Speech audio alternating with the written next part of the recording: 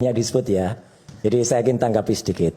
Yang pertama memang benar bahwa saya, Dr. Resmond dan Dr. Tifa itu memang diminta resmi oleh TPUA, Tim Pembela Ulama dan Aktivis, untuk menjadi ahli ketika TPUA itu mendaftarkan laporan gugatan ke Bareskrim pada bulan Desember tahun 2024. Jadi tahun sebelumnya, tahun yang lalu. Dan pada saat itu kemudian kami diinformasikan ya bahwa nanti akan ada kunjungan ke satu tempat di mana itu akan menjadi titik di mana itu yang dipersoalkan. Sekarang kita tanya ke masyarakat. Kalau yang dipersoalkan itu adalah soal ijazah SMA, Bang Aiman, kunjungan dari TPUA itu mau ke SMPP Negeri 10 atau SMA 6 atau ke Universitas Gadjah Mada? Simpel kan? Kunjungannya kemana? Ke UGM. Jadi ngapain TPUA ke UGM kalau tidak mempermasalahkan ijazah S1? Udah itu anak kecil, anak bodoh baru lahir aja ngerti. Itu internal kalian. Itu udah nggak usah jawab, nggak usah jawab. Itu internal kalian sebenarnya, Mas Roy. Bukan kalian, ini TPUA udah lah. Kan tadi abang udah ngomong banyak. Saya hanya jelasin aja. Ya. Terus ada pertemuan di salah satu rumah makan, ya ST namanya. Saya nggak usah sebut nanti iklan di Senayan City.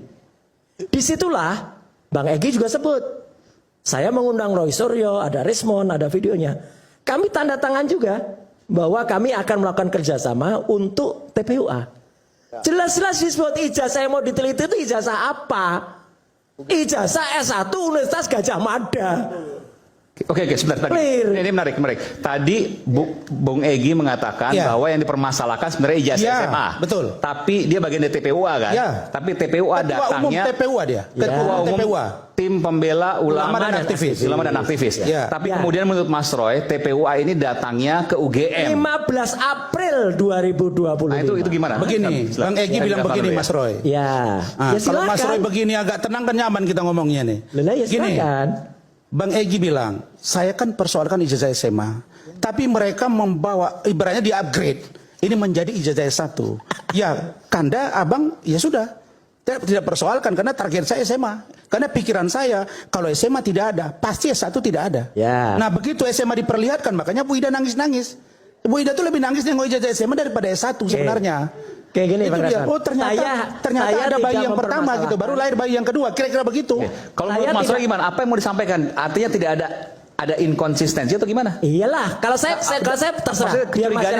Biar masyarakat yang menilai bahwa ternyata dalam kunjungan TPUA rombongan itu tanggal 15-16 April itu, kalau mau mempersoalkan ijazah SMA-nya juga, pasti tanggal 16 April itu waktu ke Solo mampir ke SMA Negeri 6 yang sudah berubah atau itu adalah perubahan dari SMPP Negeri 40 di Surakarta.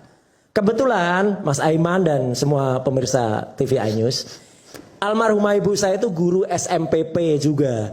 Jadi saya ngerti perubahan SMPP Negeri 40 menjadi SMA 6 Solo. Jadi clear lah soal itu kita ngerti. Ada perubahan SMA dan itu yang pertama. Jadi soal saya nggak akan tentang Bang Rasman tadi cerita soal Bang Egy silahkan.